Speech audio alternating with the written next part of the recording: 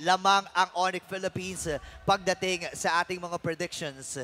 Pero sa ngayon, kung titingnan natin yung composition ng lineup ng magkabilang kupunan, halos parehas lang ng idea yung magkabilang jungler. Mas marami lang folks para sa kupunan dito ng TNC. Magsisimula na ang laban para sa ating game number 1, TNC versus Onyx. Na-point out kanina yung may expect natin na early game na manggagaling sa side ng Onyx kontra dito sa TNC. Pero parang merong kahit papaano gustong gawing pag-compensate din ang TNC dahil gusto nilang makarotate ng mabilisan by picking up the Wilderness Blessing ulit para sa dalawang mid nila. And speaking of rotation, ang naging decision dito ng Onyx, ilagay yung kanilang mid lane dun sa XP. So magpapa-level 2 sila dun sa roam. Ngayon, level 2 na si Yoshino. Pag nakuha niya pa tong Lito, ito yung magiging perfect scenario. Kasi may changes na, di ba, sa EXP natin. So alam natin, mas madali na mag-level 4 ngayon, kumpara sa previous patch.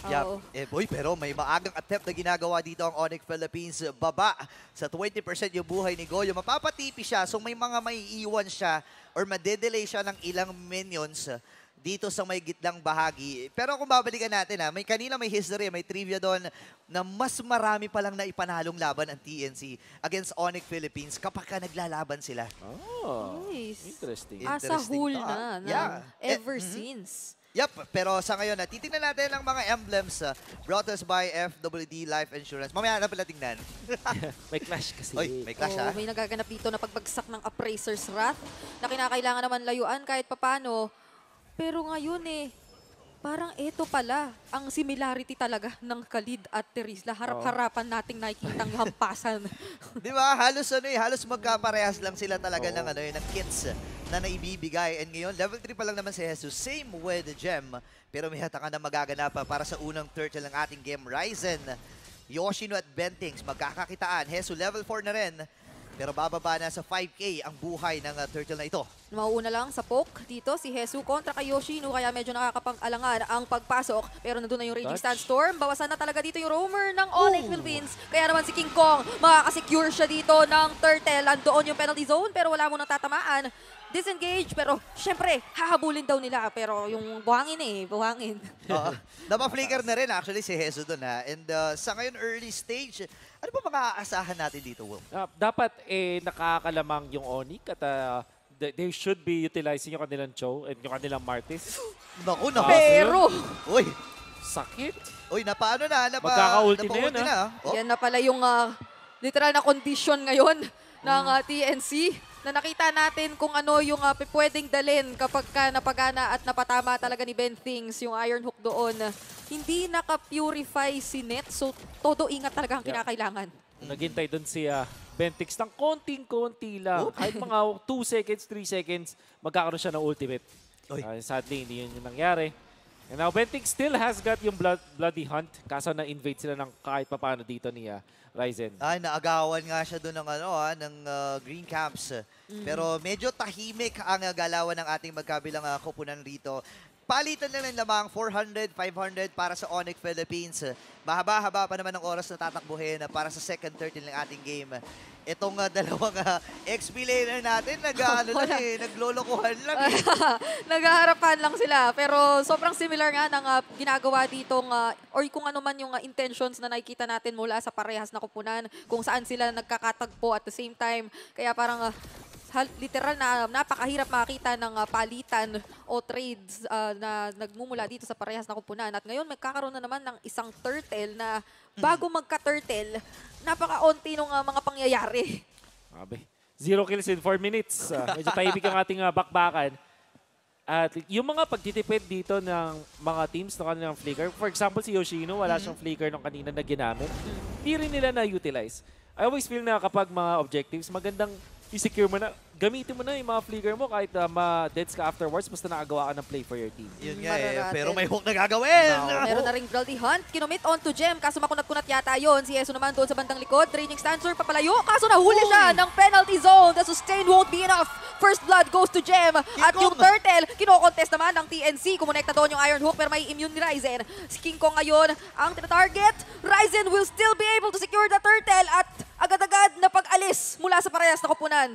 Yan, nakakuha ng, kumbaga nakabawi na rin ng Turtle dito, no, ang kupunan ng Onyx Philippines. 1.3K ang kanilang naging gold lead. Pero kapansin-pansin, innocent pa rin ang nakakalamang in terms of gold. Sabihin na natin na medyo lamang kasi din talaga siya sa early game pagdating kay Nets eh. Yeah. Because of the range. Ang masasabi ko dito, ng ganda ng pagka-reset ng Onyx and also yung decision nila na i-go doon si Jesus. So, ang main difference sa Terizla versus Khalid, mas makunat naman itong si Terizla just because of the body of Smith. Eh, lalo-lalo na sa build ngayon ng mga Khalid, pang-assassin eh. Naku, nakagat ha. Pero bang gusto nilang i-assassinate yata rito ay si Ben Things. Mapapatumba nila. Napakagulo ng mga glooms at talagang nakaka-distract siyang makita sa mga team fight. Siya yung, kung tawagin ng isa kong kapwa-caster Ano sa yan? LDL, natutulog na problema pagka may team fight. Bakit? Ba't natutulog na problema? Kasi yung mga glooms niya, yung mga tipong hindi mo masyadong namamalayang pumuputok pala. Oo. Ay, oo. Hindi mo nga rin makonsidera kung continuous damage ba yan o burst eh, di ba? Ano ba to, Wolf? Continuous damage o burst? Depende sa pagkagamit mo. Tama, tama. Diba, pag pinagpatong-patong mo, burst siya. Ay, oo. Pero pag paisa-isa mo siya nilagay, yun, continuous. tama naman. Oo. Pero sabay-sabay pa sasabog yun. Hindi naman, di ba? Parang... Kapag na-set up mo, kaso pag team fight, hindi.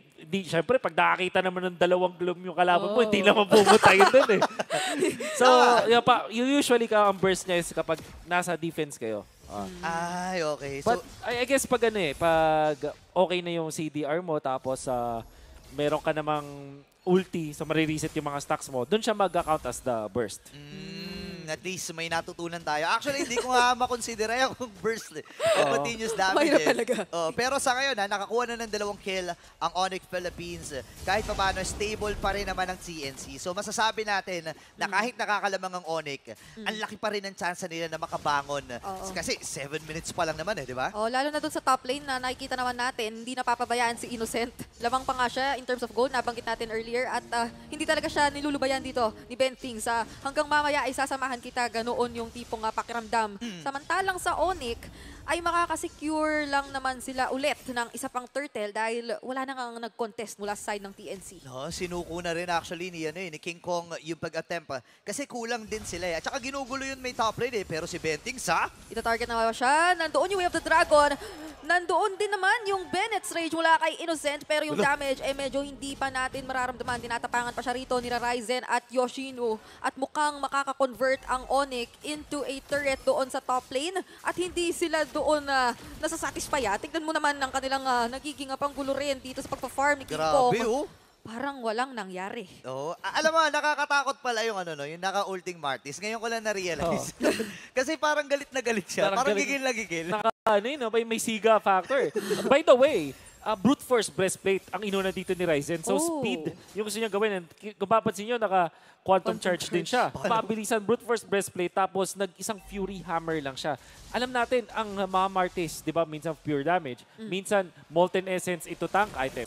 Siya, speed ang gusto niya. Uy, grabe, umabot pa doon yung Way of the Dragon. Pero makakasurvive pa ba rito si Yesu? Hindi na dahil linampas na siya ng maso at makaka-convert na naman ang Onyx into a turret objective. Parang kanina lang nandoon sila sa top, pero ngayon naman, nandoon sila sa boot. Yeah, ang nakakatakot dito, again, Nets ang nagkakaroon ng magandang laro dito. No? Kapag hindi mo na shutdown kasi irritant sa early game, parang mamumroblema ka na eh. Kasi kailangan yung abutin. And kung titignan mo, may pang-abot din naman sila dito, by the way. No? And dyan yung hook mula dito and yung Hesu na ultimate, yung Raging Sandstorm. Yeah. Pero ano nga ba ang meron dito sa items ngayon? Okay, so as you can see, di ba, yung naging choice nila dito ay brute force breastplate. Tapos ngayon, Sky Garden helmet for Ryzen. So tank Martis na makita natin, pero walang molten essence.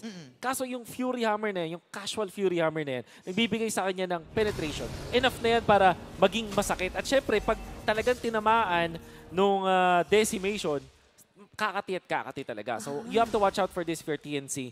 Hindi ganun kadaling patumbahin si Ryzen. Hindi ka pwedeng bumabad sa harap nitong Martis na to. So, kailangan i-burst agad nila. Yeah. Kailangan na nga yatang gamitin yung kagat ni Bentix para lang kay Ryzen. Uy, pero nagamit na yung Astral Echo dito. Ngayon, itutuloy nila 10K para sa buhay ng Lord. Kinakailangan ng masecure ito ng Onyx, pero nandoon naman si Gem with the penalty zone once again. Ginamit na rin ni Yes yung kanyang Raging Sandstorm. Ryzen pa rin ang makakasecure ng Lord. Bensing dito na pagigitnaan, hindi na mabubuhay pa. At successful Lord take para sa Onyx. Gusto pa nga ata ng Onyx dito ng isa naghahanap pa Yoshino. Wala lang yung sipa dito pero yung knock-up makakatulong talaga sa kanya para makakuha ng kill. Magandang pag-box out mula sa kupunan ng Onyx Philippines at King Kong at ang buong kupunan ng TNC ay dedepensa muna. You can see bottom lane, nandun si Super Prince. Yeah. Kakaiba. Ngayon lang tayo makakita ng linya ng Spirit Push. Well, ano yung pala? Ni-rush pala niya yung kanyang Genius Wand. So, sabi niya sa team, oy, penging item. So, yun, anong nangyari? Binigyan na siya ng isang buong lane. At ngayon, masakit na to. Oo. Kita mo naman, kahit si King Kong, nangangaray. Magic penetration para sa kanila. Pero si Yoshino naghahanap ng sisipain. Oo. Pero itutuloy muna nila yung pagbasag doon sa turret sa may Super bandang Fritz. gitna. Pero ang lalim niya, ha? Ito yung Lilia na may black shoes pa natitira. Alam mong may black shoes pa siya. Kasi humaharap siya ng sobra at pinupoke ng bongga yung kanyang mga katapat. And TNC, doon nakita naman natin mismo na napakarami na nila pero napaurong pa rin sila ng sabay-sabay. So bukod sa napakataas na poke potential na pinapakita ngayon ng Onyx kontra sa kanila, nandoon din pala yung kanilang kakaibang pagka-itemization, yung makunat na Ryzen pala to. So kaya pala nung binuhusan ng Bennett's Rage kanina, parang kiniliti lang yung Exactly. Well, if we're talking about ito naman Beatrix, ang kanyang prioritize this time is the Malefic Roar after ng BOD.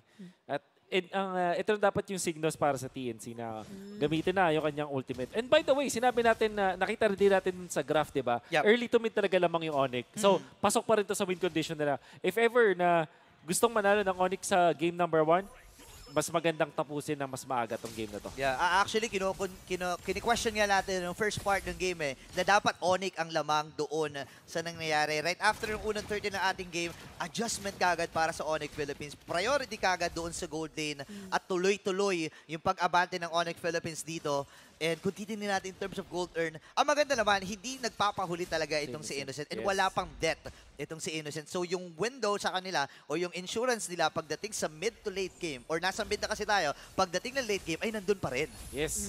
Yung Franco Beatrix or Novaria Beatrix or Novaria Franco, yung trio na yun, sinasabi natin, kahit anong klaseng combo, masakit pagdating ng late game. Lahat sila nagsiscale at lahat sila ay may win condition na naibibigay. So, kahit lamang dito yung Onyx, napakataas ng chance na makabawi ang TNC. Uy, may consistency na gagawin. Yoshino ata ang ipitin niya at nakagat! Flicker kagat para naman dito kay Yoshino. Siya na kay tuluyang mapapatumba. Pero yung mga glooms na nagmumula kay Super Prince, todo gulo, kaya naman mapapalayo muna sila. Hesu doon, hindi naman susustain yung damage dahil nakapagitna sa 4 at nabawasan ng isang miyembro yung parehas na kupunan bago tayo magkaroon ng Lord. Nako, delikado ata dito. Yung setup, main setup, ang nawala dito sa Onyx Philippines habang si Hesu naman ang nakuha sa TNC. 1-for-1, pero makikita natin kung gaano kalaki ang impact niyan. Tingnan mo naman kung paano mong gulo ang kupunan ng Onyx Philippines, even sa purple buff dito ni King Kong. Oo, nararamdaman nga lang din ni Super Prince yung damage. Kaso buti na lang may black shoes.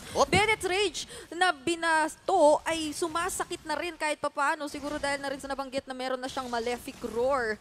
Kaya naman nakakapagtapang na rin kahit papaano ang TNC. Pero yung Lord at sakit na ng post dito, Super Prince. Bababa sa 40%, pero dyan ay sipa! Hindi rin kumonekta yung Iron Hook, kaya naman si King Kong dito, tinatarget na talaga. Ibinubuhos lahat ng skills at yung Lord na punta sa Onyx Philippines, tinutuloy naman yung laban. At makakakuha ng isa, that's King Kong down para sa side ng TNC, pero makakabawi na rin si Innocent. Paunti-unting mga Nibiru kontra sa mga miyembro ng Onyx. Kaya naman ngayon, tinutuloy na nila. Si Gem na yata ang isusunod pa. That's a triple kill para kay Innocent na mukhang aapatin pa at potentially lilima.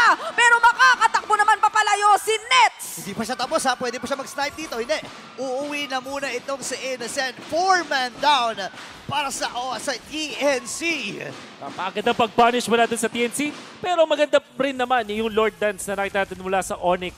Ang ginawa din nila dito, sinipa doon si King Kong. At nung ginawa ni Ryzen, itong si King Kong, nakapag-focus na itong Onyx, utilizing Nets as well as Super Prince para i-take out yung Lord. So nagkaroon pa rin ng chance na magkaroon ng retry si Ryzen. However, makikita natin na dahil dun sa kagat kay Yoshino at si Ryzen na nagdalawang isip siya kung pupunta pa siya kay Innocent nung binabaril na siya ni Innocent at medyo naramdaman niya na Makati, napabak siya. So ang dami niyang siguro na waste na oras doon. Napakagandang flicker coming out from Innocent. Fortunately para sa Onyx, nabuhay doon isa. Pero yung penalty zone, medyo napatama sa tatlo. Kinakailangan nila makatakbo dahil si Nets naman ngayon ang nagwawala. That's a shutdown para kay Innocent. Killing spree na rin siya. At si King Kong naman yata ang isusunod at hindi na makakatakas pa. Yoshino makakakuha at makakasecure ng kill. Goyo, lilipad na lang papalayo. rings na natitira. Grabe yung bawi ng Onyx Philippines dito. Basag din yung gitna ng tore. Pwede na nilang ituloy ito, Nets. Marami pa sila mga minions. 3 members pa ang wala para sa TNC. Pinagbago Maaari rin. nilang i-base lang ito.